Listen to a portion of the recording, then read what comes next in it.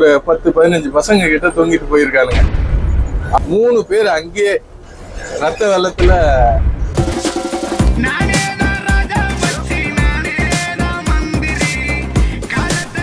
பாத்தீங்கன்னா சாலை விபத்துகள்லாம் ஒவ்வொன்றும் பார்க்கும்போது ரொம்பவும் கொடுமையா இருக்கு. என்ன கொடுமைன்னு பாத்தீங்கன்னா ஒவ்வொரு பேரண்ட்டும் அவங்க பிள்ளைகளை பெற்று வளர்த்து ஆளாக்கி அவங்களுக்குன்னு பல கனவுகளோட லட்சியத்தோட வளர்க்குறாங்க. இந்த பிள்ளைகள்லாம் நாளைக்கு வளர்ந்து நமக்கு மாளாத காலத்துல, அதாவது முடியாத வயதான காலத்துல இந்த பிள்ளைங்க நமக்கு உதவியா இருக்கும்னு பெரும்பாலான பெற்றோர்கள் கனவுகளோட அந்த பிள்ளைகளை வளர்க்குறாங்க.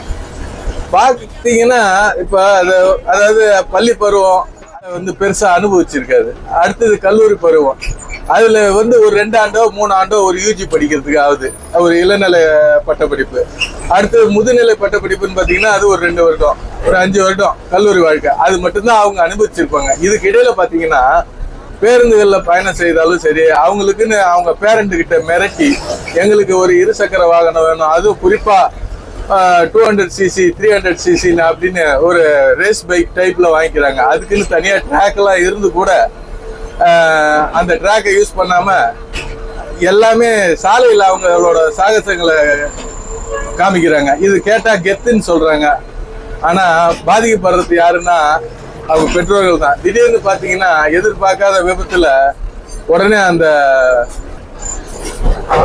பிள்ளை பாத்தீங்கன்னா மரணம். அதாவது சொல்றதுக்கே கஷ்டமா இருக்கு.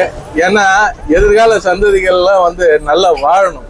பிறந்ததே வாழறதுக்கு தானே பிறந்தோம். நம்ம என்ன பெருசா சாதிச்சிட்டோம்? ஒரு முதுநிலை படிச்சு அடுத்து ஜாப்புக்கு போயிட்டு அம்மா அப்பாவை பார்த்துக்கிற சுச்சுவேஷன், ஃபேமிலி பார்த்துக்கிற சுச்சுவேஷன், அதுக்கப்புறம் தான் அவன் வாழ்க்கையை அனுபவிக்கவே போறான். அது வரைக்கும் அவன் ஒரு எப்படி மாணவனாகவும் ஒரு குழந்தையாகவும் மாணவனாகவும் இருந்திருப்பான். அதுல ஒன்றும் பெருசாலாம் அனுபவிச்சிருக்க மாட்டான். இதே மாதிரி இப்ப முந்தா நாள் பாத்தீங்கன்னா மதுராந்தகம் பகுதியில ஒரு தனியார் கல்லூரி மாணவர்கள் வந்து, அதாவது கலைக்கல்லூரி மாணவர்கள் தனியார் பேருந்துல போறாங்க. அந்த மதுராந்தகம் நெடுஞ்சாலையில வந்து பாத்தீங்கன்னா கண்டெய்னரோட கடைசி பகுதி இடது கடைசி பஸ்ஸோட இடது கடைசி படிக்கட்டு, அதுல பாத்தீங்கன்னா தொங்கின்னு போறாங்க பசங்க.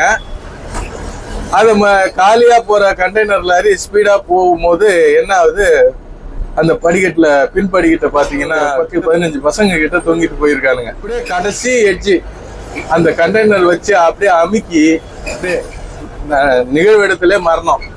அடுத்தது ஒரு பையனை வந்து காப்பாத்தலான்னு மருத்துவமனைக்கு எடுத்துட்டு போன வழியில அவனும் இறந்து போறான். இது மாதிரி பார்த்தாக்க இப்ப என்ன கேட்டீங்கன்னா, நான் சென்னை மாநகர போக்குவரத்து கழகத்துல ஓட்டுநராக பணியாற்றுறேன். திருவொற்றியூர் ஐரோடுன்னு சொல்லுவாங்க. இங்க வந்து ஹார்பர் ரூட்டு பாத்தீங்கன்னா நிறைய கனரக வாகனங்கள் தான் ஹார்பருக்கு போயிட்டு வரக்கூடிய வழித்தடங்கள். இதுல கொஞ்சம் நம்ம ஒரு இடத்துல இருந்து ஒரு இடம் போறோம் வரோம் போக்குவரத்துக்காக பயன்படுத்தக்கூடிய அந்த 2 சக்கர வாகனத்தை எவ்வளோ பேர் சொன்னா கேட்டா புள்ளிங்கன்றாங்க. அது மாதிரி ஒரு கட்டிங்கு, ஒரு ஹேர் ஸ்டைலு, ஒரு ட்ரெஸ்ஸு, ஒரு ட்ரெஸ் கோடு, அந்த மாதிரிலாம் போட்டுக்கின்னு கடைசியில் அந்த பிள்ளைங்க அவங்களே என்ன ஆக போறோன்னு தெரியாம அந்த மாதிரி சாலையில் வராங்க. கனரக வாகனங்கள் வந்து கட்டுப்பாட்டை இழந்து செல்லக்கூடிய அளவில் அதிக பாரங்களை ஏற்றிக்கிட்டு வருது.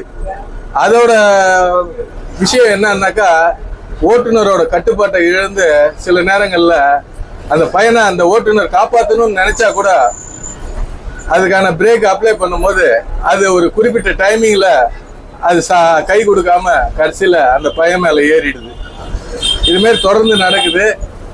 அதனால என்னோட ஒரு தாழ்வான கருத்து என்னன்னா, வருங்கால இளைஞர்கள் அவங்க வாழணும், நல்லா இருக்கணும், சந்தோஷமா இருக்கணும், பெற்றோர்களை வந்து நல்ல மகிழ்ச்சியோட வாழ வைக்கணும். வாங்கக்கூடாது இல்ல, பாதுகாப்பாக பயணம் செய்யுங்க. அது ஸ்போர்ட்ஸ் வெரைட்டின்னும் போது ஸ்போர்ட்ஸுக்கான இடங்கள் இருக்கு, அதை தான் நம்ம பயன்படுத்தணும். அதாவது ஈரங்காட்டுக்கோட்டைக்கு போனீங்கன்னா பைக் ரேஸுக்குன்னு கார் ரேஸுக்குன்னு ட்ராக்கிங்லாம் கொடுத்துருக்காங்க தமிழ்நாடு அரசு சார்பா. அதுக்கு ஒரு கிளப் இருக்கு, அதுல நீங்க மெம்பர் ஆகுங்க, அதுல பயிற்சி எடுங்க. நீச்சல் பயிற்சி மாரி, ஒரு குத்துச்சண்டை மாரி, ஒரு சிலம்பம் மாரி, ஒரு கராத்தே மாரி, ஒரு கபடி மாரி, கொக்கோ மாரி, ஃபுட்பால் மாரி ரேஸும் வந்து ஒரு ஸ்போர்ட்ஸ் தான், நான் இல்லைன்னு சொல்லலை. ஆனா அந்த ரேஸை வந்து எங்கன்னா ட்ராக்ல தான் காமிக்கணும், சாலைகள்ல காமிக்க கூடாது. இது மட்டும் இல்லாம இந்த பையன் காட்டுற அந்த கெத்துல பாதிக்கப்படுறது பொதுமக்களும் கூட பாதிக்கிறாங்க. குறுக்க போறவங்க, ஸ்கூல் பிள்ளைங்க, அங்கங்க ரோடு கிராசிங்ல இருக்கவங்கள எதிரில் வரவங்க, அவங்க பாவம் அப்பாவியா வந்திருப்பாங்க. இவன் போய் அவங்கள அடிச்சு அவங்களையும் காலி பண்ணிடுறான், இவனும் காலி ஆயிடுறான். அதை நினைக்கும் போது மனசுக்கு ரொம்ப வேதனையா இருக்கு. இது தொடர்ந்து இந்த மாரி நடக்காம என்னோட தாழ்வான வேண்டுகோள் என்னன்னா, வாழணும்னு நினைச்சு வாழுங்க தயவு செய்து. உங்களால உங்க பெற்றோர்களுக்கும் மன நிம்மதி இல்லாம ஒரு கஷ்ட காலம், அது இல்லாம உங்களோட எதிரில் வர ஆட்களும் பாதிக்கப்படுறாங்க, சாலைகள்ல பாதசாரிகள் பாதிக்கப்படுறாங்க. சற்று எதிர்பார்க்காத நேரத்துல ஒரு மின்னல் வேகத்துல வண்டியை முறுக்கின்னு ஒரு 110 125 ஸ்பீட்ல போறீங்க. அதுக்கான வேகமே கிடையாது. இன்னைக்கெல்லாம் சென்னை லிமிட் பாத்தீங்கன்னா காவல்துறை சொல்லியிருக்கு 40 கிலோமீட்டர் வேகத்துக்கு மேல பயணம் செய்யக்கூடாதுன்னு சொல்லியிருக்கு. ஆனா யாரும் அதை பின்பற்ற மாதிரியே தெரியல. எல்லாமே வந்து கடந்து போயிட்டே இருக்கோம். அதுதான் ஒரு வருத்தம். அதுக்கான அபராத தொகை தானே கட்டிக்கலாம், கட்டுனா முடிஞ்சு போச்சுன்னு அவங்க நினைக்கிறாங்க. உயிரே போயிடுச்சுன்னா ஒண்ணுமே இல்லையே. ரொம்பவும் வருந்தத்தக்க விஷயம். அதனால மீண்டும் மீண்டும் சொல்லிக்கிறேன், ஒரு இடத்துல இருந்து இன்னொரு இடம் அவசரமா பயணம் பண்ணும்போது பொது போக்குவரத்தை எதிர்பார்த்து நிக்கிறத விட பைக் இருந்தா சீக்கிரம் போயிடலாம், போன வேலை சீக்கிரம் முடிச்சிடலாம் நினைக்கிறதுலாம் உண்மைதான். அதுக்கு தகுந்த பாதுகாப்பான மிதமான வேகத்துல பயணம் செஞ்சு பெற்றோர்களுக்கும் மற்ற பாதசாரிகள் பொதுமக்களுக்கும் எந்த இடையூறும் இல்லாம இந்த இருசக்கர வாகன ஓட்டிகள், அதே போல அந்த காரு கூட சில உயர் ரக காரு, கொஞ்சம் வசதி வாய்ப்பு படைந்தவங்க சாலையில நடக்கிற சில மனுஷங்களை பத்தி கவலை கொள்ளாம ரொம்ப அதிவேகமாக அவங்களோட சொகுசு கார்களை பயன்படுத்தி வராங்க. அது கூட மனசுக்கு வருத்தத்தக்கக்கூடிய விஷயம்தான். அவங்களும் சில நேரங்கள்ல பாதிக்கப்பட்டுடுறாங்க.